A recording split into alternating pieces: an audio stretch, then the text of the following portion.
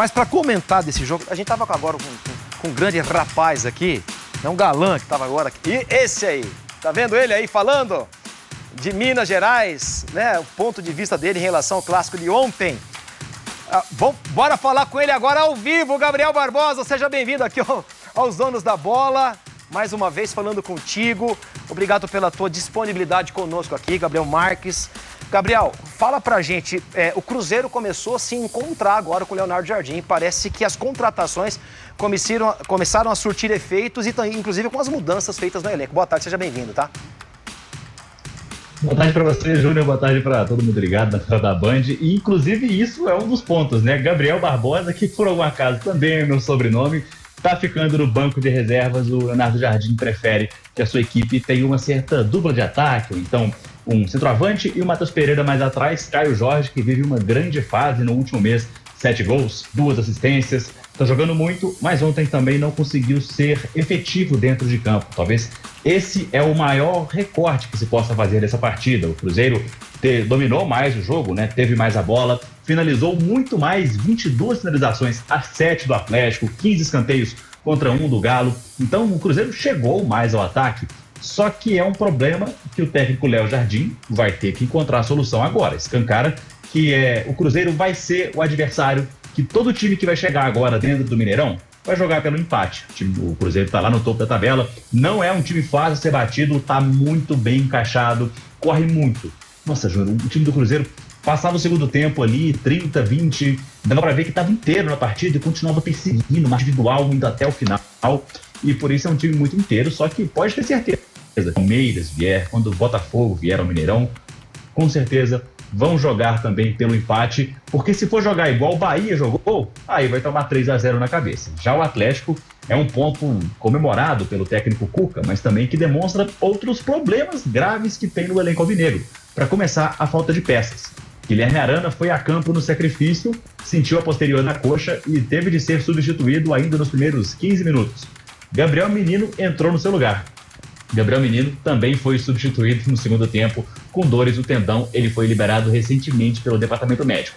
Alan Franco, volante, que está sendo improvisado como primeiro volante e é uma peça importante nesse elenco curto do Cuca, teve de ser substituído também, foi recém-livre do departamento médico, está sofrendo com essa volta aos gramados. Isso sem falar em Hulk, que já teve lesão esse ano, e Júnior Santos, que também faz está vivendo, né, a sua readaptação ao elenco alvinegro. Então o Atlético que agora conquista um ponto importante, tem uma decisão importante da Copa do Brasil daqui a pouquinho, né, na quarta-feira contra o Maringá, mas que vai ter que dar um jeito de ir aos trancos e barrancos, tropeçando até essa pausa do Mundial de Clubes, para ver se consegue trazer novas peças e também recuperar os seus principais jogadores. O Cruzeiro tem que furar mais bloqueios agora no Campeonato Brasileiro e o Atlético vai precisar recuperar ou trazer novas peças.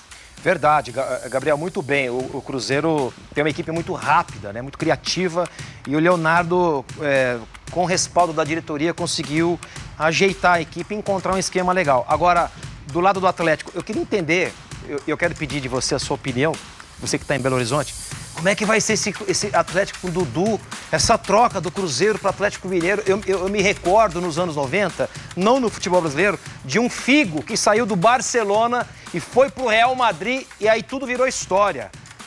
A torcida nunca aceitou, foi jogar lá no Camp Nou, tacavam lata no Figo, no escanteio. Olha, e como é que vai ser esse Dudu no Atlético Mineiro? A torcida do Cruzeiro aceitou isso ou não? Júnior, acho que o torcedor do Cruzeiro, ele tá mais com o Dudu do que propriamente um ódio, né? No caso do Figo, ele era bem grave. Mas é principalmente o ranço, porque o Dudu, assim, foi revelado pelo Cruzeiro, mas já tem muito tempo.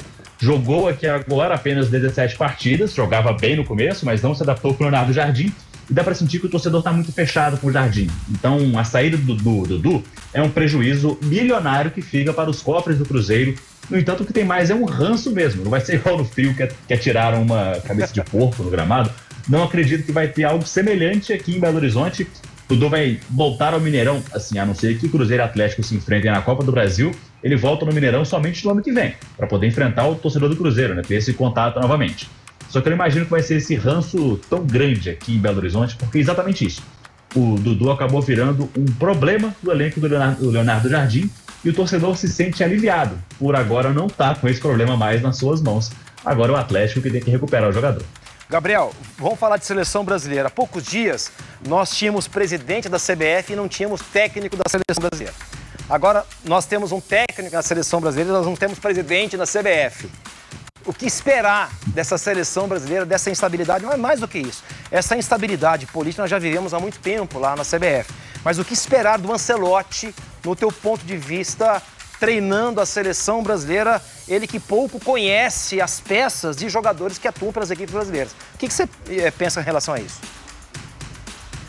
Porque imagina que nomes que estavam na Europa, né, que ele conhece mais de perto, como por exemplo o Casemiro, vão voltar à convocação da seleção. E até uma coisa que eu concordo, porque o Casemiro é um baita de um jogador e está sendo bem sólido a temporada dele com o Manchester United, que é um time que é muito ruim, mesmo assim o Casemiro consegue render bem dentro de campo. Então imagina que vai ter esse favorecimento aos jogadores da Europa. E aí por que eu vou agora puxando o pessoal aqui de BH? Por que eu acho que isso é preocupante? Porque, por exemplo, o Guilherme Arana já está sofrendo com lesão. Já tem mais a sua melhor fase do futebol. Como é que o Guilherme Arana vai chegar na Copa do Mundo daqui a um ano? Tá ficando complicado, tá fechando essa janela para ele. Fabrício Bruno não vai jogar Libertadores, vai jogar a Copa do Brasil e Campeonato Brasileiro. Será que o Ancelotti, que Fabrício Bruno, está na pré-lista da Copa do Mundo da FIFA? Mas será que o Ancelotti vai prestar essa atenção, vai dar esse cuidado a mais para poder ver um jogo do Fabrício Bruno e aí avaliar se ele tem condição ou não de entrar na lista de convocados? Bom, eu acho que para quem está aqui em Belo Horizonte, deu uma zedada para tentar chegar na seleção brasileira agora, porque eu imagino que o Ancelotti vai dar preferência para os nomes que ele conhece, e ele conhece muita gente que está jogando lá no continente europeu e não aqui no Brasil. Nós teremos uma base com mais jogadores brasileiros atuando no futebol europeu. Eu concordo com você. Ele tem um carinho, um apreço muito grande pelo Casemiro. Inclusive, o Casemiro, numa entrevista a um canal fechado há poucos dias, ele quase soltou que já falou que possivelmente vai estar entre os convocados. Agora, perguntar para você, Campeonato Brasileiro, esse Palmeiras de 2025... esse pré-Palmeiras, porque a gente sabe que algumas contratações estão acontecendo, estão chegando, estão começando a estrear, caso de Paulinho. É o melhor Palmeiras dos últimos 5 anos, ô Gabriel? Concordo contigo, Júnior. Agora o Abel Ferreira teve todas as peças que ele queria à mão, tem Facundo Torres, tem o Paulinho. E olha, o Paulinho é um baita de um jogador, ele é muito inteligente dentro de campo. Eu imagino que ele vá cair igual uma luva nesse ataque, quando estiver já integrado, recuperado e tudo mais. E o principal, né? O Palmeiras é líder e conseguiu vencer uma partida contra o Mirassol no sufoco, ao melhor estilo Abel Ferreira. E aí já começa a dar sinais que, mais uma vez, é um Palmeiras que chega para poder competir com o título do Campeonato Brasileiro. No entanto, vai disputar o Super Mundial de Clubes, né? Ainda tem Libertadores, que fase de grupos para o Palmeiras na Libertadores parece que é aquela fase bônus de Street Fighter, sabe? Verdade. Você só joga ali para poder brincar um pouquinho, ganha uns pontinhos e avança. Não tem susto nenhum, não tem nem emoção. E, bom, lá vai o Palmeiras passando a Libertadores, lá vai o Palmeiras na Copa do Brasil e lá vai o Palmeiras pro Mundial de Clubes, que é aí que eu imagino que pode dar uma nivelada na temporada por ter que jogar esses jogos a mais. E se eu tivesse que falar onde que o Palmeiras pode perder o título do Campeonato Brasileiro, é exatamente nesse Mundial de Clubes, que vai trazer uma carga de partidas a mais e vai fazer muita diferença quando chegarmos lá em outubro e novembro. Mas eu concordo que, principalmente, né, depois dessa rodada, parece que está mais uma vez um ano que as coisas dão certo para o time de Abel Ferreira. É incrível como que ele é bom de trabalho. Ele é um grande treinador, ele é workaholic, ele é um cara atua muito junto com os jogadores, é um cara que tem o poder de persuasão, é um cara psicólogo. Você tem muita razão em relação a essa questão do Super Mundial de Clubes da FIFA, por conta de que Flamengo, Botafogo, Fluminense e Palmeiras vão acumular mais esta competição. Isso vai machucar, no bom sentido, a parte física, e a gente vai ter uma segunda página no segundo semestre em relação aos campeonatos. Gabriel, obrigado pela sua participação conosco aqui, que Deus te abençoe sempre.